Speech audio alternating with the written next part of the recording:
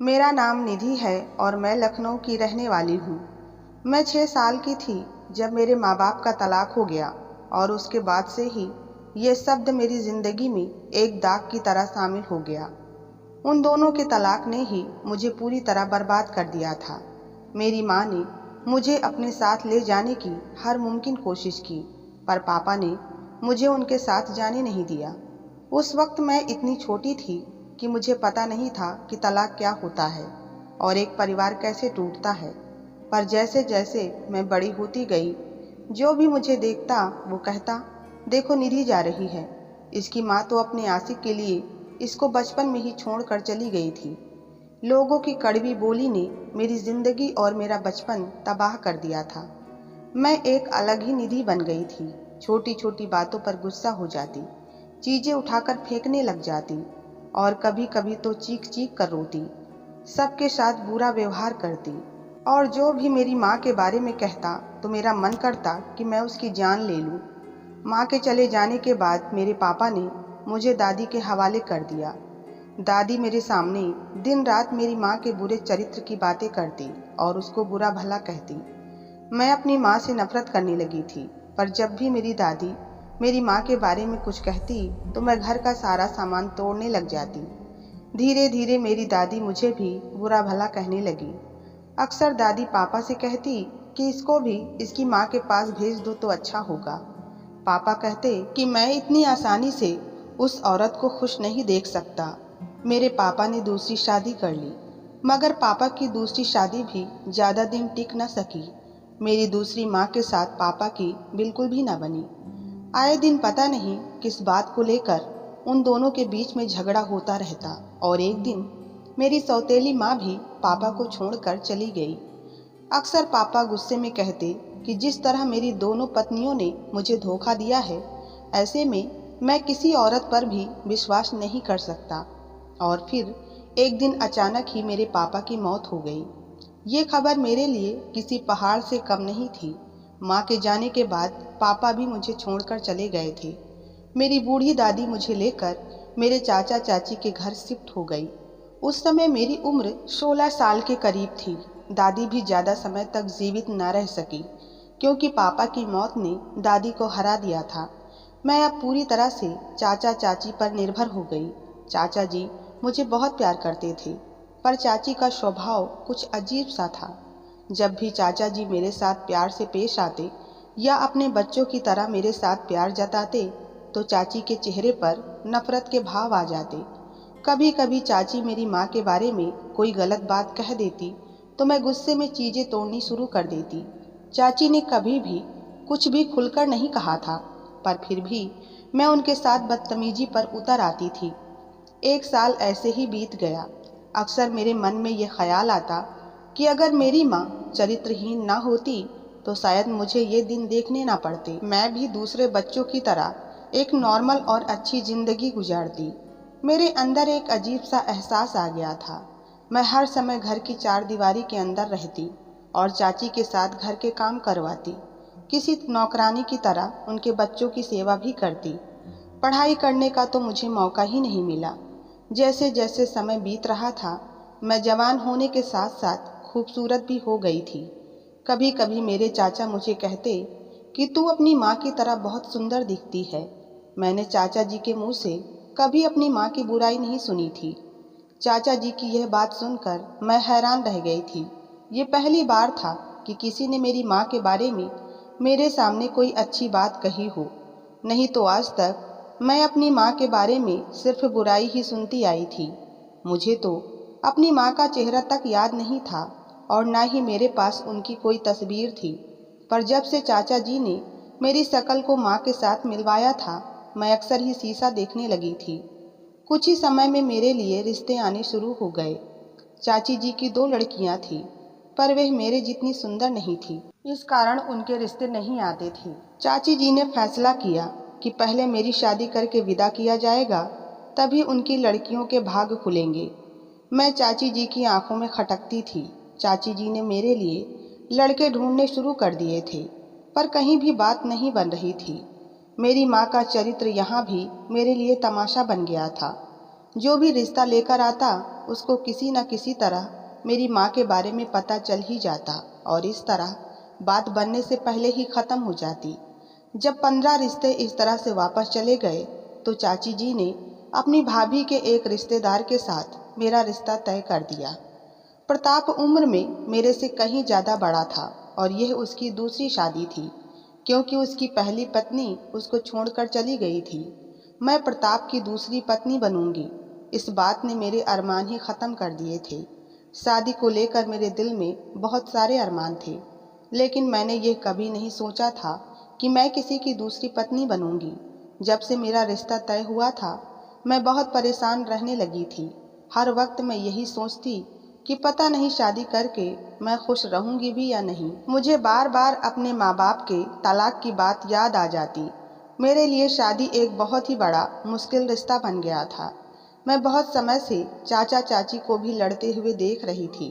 छोटी छोटी बातों को लेकर दोनों में झगड़ा हो जाता था।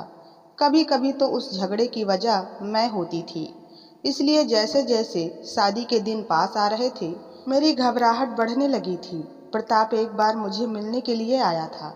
उनका स्वभाव भी मुझे काफ़ी सख्त ही लगा, पर मेरे चाचा ने मुझे तसल्ली दी कि प्रताप बहुत ही अच्छा लड़का है और तुम्हें कोई परेशानी नहीं होगी। बड़ी ही सादगी के साथ हमारी शादी की गई और जब विदाई का समय आया तो चाचा ने मेरे सिर पर हाथ रखकर आशीर्वाद दिया और साथ में एक चादर भी मेरे हाथ में पकड़ा दी और धीरे से एक बात कही जो मेरे लिए कुछ अजीब सी थी। चाचा ने कहा, जब तुम्हारा पति रात को सो जाए तो उसके ऊपर यह चादर डाल देना। उसका स्वभाव तुम्हारे लिए अच्छा रहेगा और कभी भी तलाक नहीं होगा। चाचा जी की यह बात सुनकर मैं हैरान रह गई और मैंने झट से चादर पकड़ ली। चाचा ने मेरी सबसे बड़ी मुश्किल को हल कर दिया था। मुझे उन पर बहुत प्यार आने लगा, क्योंकि उन्होंने काफ़ी समय से मेरी ज़िंदगी में मेरे पिता की जगह ले ली थी और आज ये साबित कर दिया था कि वो मुझे अपने बच्चों की तरह ही प्यार करते हैं। बिना कहे ही वो मेरी परेशानी जान गए। चाचा जी ने जो बात मुझे कही थी वो मैंने अपने पल्लू से बांध ली थी। जब मैं विदा होकर प्रताप के घर पहुंची तो मेरा दिल जोर जोर के साथ धड़क रहा था। यह एक छोटा सा घर था जहां मुझे और प्रताप को अकेले ही रहना था। प्रताप के माँ बाप नहीं थे और बहनों की शादी हो गई थी। प्रताप की रिश्तेदार उमा, मतलब मेरी चाची की भाभी ने मुझे प्रताप के कमरे में बिठा दिया था।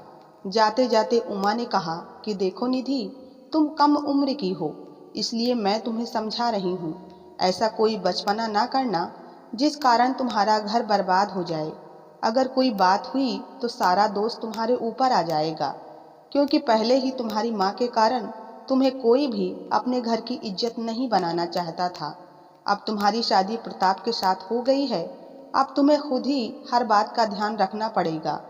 उनकी बातों ने मुझे और भी डरा दिया था। उमा कहने लगी कि प्रताप का स्वभाव कुछ अलग है, तुझे खुद ही समझ आ जाएगा, क्योंकि उसके साथ जिंदगी गुजारना आसान नहीं है।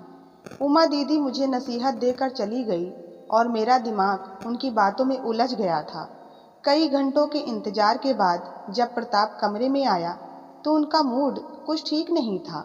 कमरे में आते ही उन्होंने अपना सामान इधर उधर फेंकना शुरू कर दिया।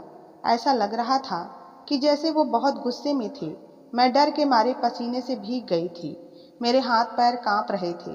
प्रताप मेरे पास आने की बजाय सीधा बाथरूम में चले गए और कपड़े बदल कर बाहर आए।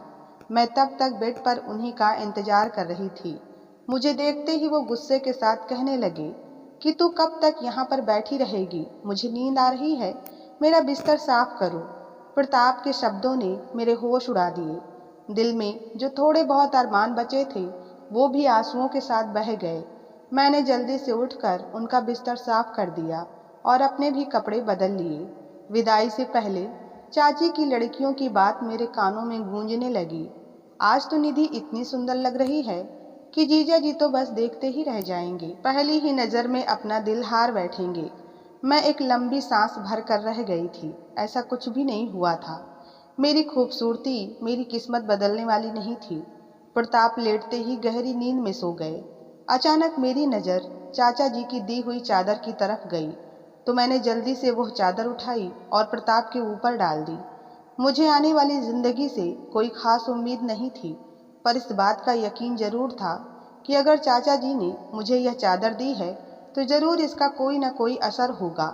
जब अगली सुबह प्रताप सोकर उठे तो उनका मूड बिल्कुल ठीक था। मैं उनसे पहले ही जाग चुकी थी। वो खुद ही मेरे करीब आए और कहने लगे, निधि, रात को मैं बहुत गुस्से में था, तो हो सके तो मुझे माफ़ करना। प्रताप का इतना बदला हुआ रूप देखकर मैं हैरान रह गई। वह जल्दी से तैयार हो रहे थे। टाइम बहुत ज़्यादा हो गया था और मुझे पग फेरे के लिए मायके जाना था। रस्मों के मुताबिक मैं नाश्ता करके अपने घर वापस चली गई। चाचा जी मुझे देखकर बहुत खुश हुए और कहने लगे, तू हमेशा इसी तरह ही खुश रहना और जो बात मैंने बताई है उस पर काम करते रहना, मतलब अपने पति के ऊपर रोज चादर डालती रहना। मैंने उनसे पूछा, चाचा जी, इस चादर में ऐसी क्या बात है? ये तो सफ़ेद रंग की एक साधारण सी चादर है। चाचा जी मुस्कुराते हुए कहने लगे कि हर बात बताने वाली नहीं होती, बस तुम उस चादर को कभी भी डालना मत भूलना, नहीं तो हो सकता है कि तुम्हारा तलाक हो जाए। चाचा जी की यह बात सुनकर मेरे रोंगटे खड़े हो गए और मैंने कहा, नहीं चाचा जी, मैं कभी नहीं भूलूंगी। तलाक का नाम सुनकर तो मैं कांप जाती थी। शाम तक प्रताप मुझे लेने आ गया और उनका मूड भी बहुत अच्छा था। उस दिन के बाद कोई भी ऐसा दिन नहीं गया कि जब प्रताप के सोने के बाद मैंने उनके ऊपर चादर न डाली हो। ये सफ़ेद रंग की चादर मुझे जान से भी ज़्यादा प्यारी हो गई थी। प्रताप मेरा बहुत ज़्यादा ख्याल रखता था। उनका स्वभाव भी मेरे प्रति बहुत नरम था। अगर कभी वह गुस्सा करते तो मैं चुपचाप सुन लेती, क्योंकि मुझे पता था कि चाचा जी की दी हुई चादर के कारण प्रताप का गुस्सा कुछ समय के बाद ही ख़त्म हो जाएगा। पता नहीं इस चादर में ऐसी कौन सी बात थी जो प्रताप जैसा गुस्से वाला इंसान भी ठंडा हो जाता था। मैं बहुत अच्छी ज़िंदगी गुजार रही थी। शादी के कुछ दिनों बाद मुझे पता चला कि मैं माँ बनने वाली हूँ। ये खबर सुनकर तो प्रताप और भी ज़्यादा खुश हो गए। थोड़े दिनों के बाद मेरी तबीयत खराब रहने लगी और इसी कारण एक रात प्रताप के सोने के बाद मैं चाचा जी की दी हुई चादर उनके ऊपर डालना भूल गई। मैंने दवाई ली हुई थी, इसलिए मैं प्रताप के सोने से पहले ही सो गई।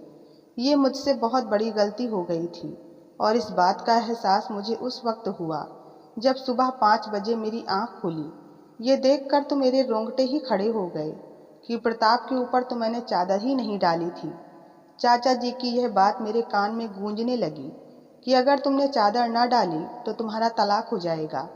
अभी मैं इन बातों में ही खोई थी कि तभी प्रताप जाग गए। उनको देखकर मुझे डर लगने लगा। मैं सोच रही थी कि पता नहीं क्या होगा। प्रताप कहने लगे कि तुम जाग क्यों रही हो? तबीयत तो ठीक है ना तुम्हारी? मैंने डरते डरते उन्हें बताया कि मेरी तबीयत ठीक नहीं है। प्रताप कहने लगे, तो मैं तुमको अकेली घर छोड़कर नहीं जा सकता। ऐसा करो, तुम तैयार हो जाओ, मैं तुमको तुम्हारे घर छोड़ कर आता हूँ। ये पहली बार था जब प्रताप ने खुद अपने मुंह से मुझे घर भेजने की बात कही थी। नहीं तो इससे पहले मैं जब भी घर जाने की बात करती तो वह मना कर देते और कहते कि तेरा घर अब यही है, तुम्हें यहीं रहना है। उस वक्त मुझे बहुत ही रोना आता था, पर आज जब उन्होंने घर जाने की बात कही तो मुझे डर लगने लगा। मैंने उनको मना कर दिया कि मैं नहीं जाना चाहती। ये देखकर मेरे पैरों के नीचे से ज़मीन निकल गई कि प्रताप एकदम से गुस्से में आ गए और खुद ही मेरा सामान पैक करने लगे। बहुत दिनों बाद मैंने उनको गुस्से में देखा था। ऑफिस जाते समय उन्होंने ज़बरदस्ती मुझे चाचा जी के घर छोड़ दिया। मैंने डरते डरते उनसे पूछा कि आप मुझे लेने तो आओगे ना? उन्होंने मेरी तरफ गुस्से से देखा और कोई जवाब नहीं दिया। मैं अंदर चली गई। सामने ही चाचा जी बैठे थे। मैं अपने आप पर काबू किए बिना ही उनके पैरों में बैठकर रोने लगी। मुझे इस तरह रोता देखकर चाचा जी परेशान हो गए। मैंने रोते हुए बताया कि प्रताप मुझे छोड़कर चला गया है और अब मुझे कभी भी लेने नहीं आएगा।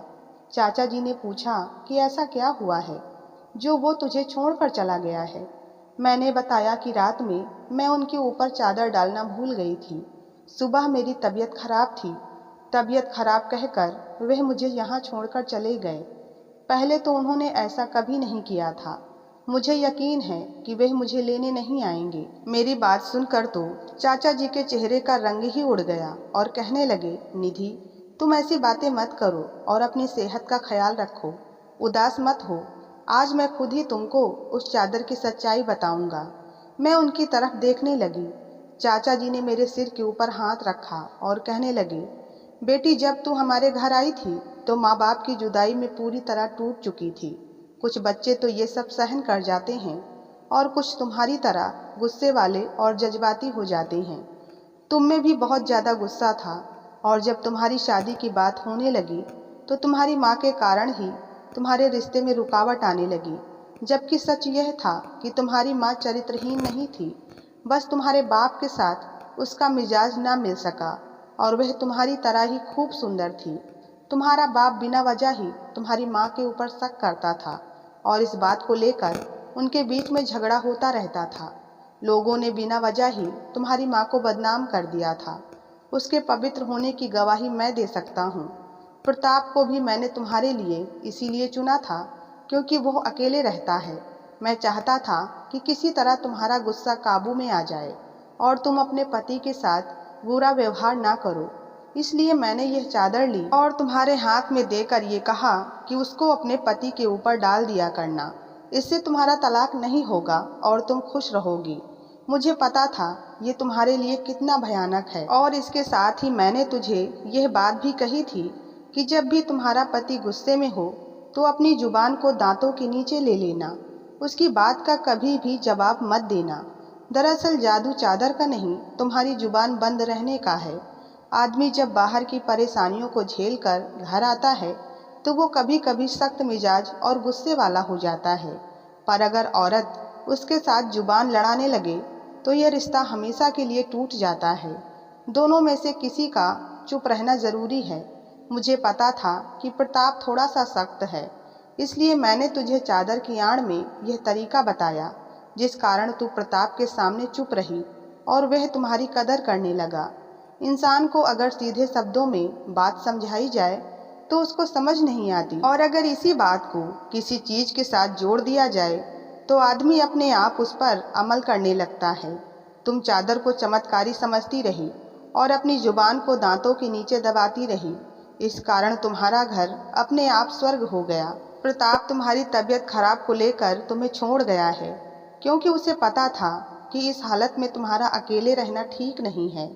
चाचा जी की यह बात सुनकर मैं हैरान रह गई कि सिर्फ मेरी जुबान पर काबू रहने के कारण ही मेरा घर स्वर्ग बन गया था। मैंने रोते हुए चाचा और चाची जी से माफ़ी मांगी क्योंकि यह सच था कि मैंने उनके साथ बहुत जुबान लड़ाई थी। सारा दिन आराम करने के बाद मेरी तबीयत ठीक हो रही थी। शाम को चाची जी ने खुद ही मेरे और प्रताप के लिए खाना बनाया और प्रताप भी मुझे लेने आ गए। चाचा जी ने मुझे ज़िंदगी की हकीकत समझा दी थी जिसको सीखना हर लड़की के लिए ज़रूरी है। जब आदमी गुस्से में कुछ कह जाए तो औरत को उस वक्त अपनी जुबान पर काबू रखना चाहिए, क्योंकि जीवन के बहुत सारे महत्वपूर्ण फैसले हम गुस्से में ही कर डालते हैं जिससे हमें जीवन भर पछताना पड़ता है। तो उम्मीद है आपने इस कहानी से कुछ ना कुछ अच्छा ज़रूर सीखा होगा। मिलते हैं नई कहानी के साथ, तब तक के लिए धन्यवाद।